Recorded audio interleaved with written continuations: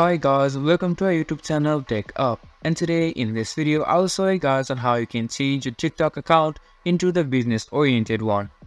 To do so, first of all, you just have to log into your TikTok account from your Google Chrome browser. And now after you're logged into your account, you just need to hover your mouse over your profile icon, which is on the top right side of your screen. Now if you hover over your mouse, you can see these options pop up. From here now, just go on to settings. Now let the settings load up on your screen. And here, after the settings has loaded up on your screen, scroll down until you see an option for business account. Here you can see you can enable or disable this feature. Click on enabling this feature, and now this will take you to a different website where you are able to create a business from your TikTok account.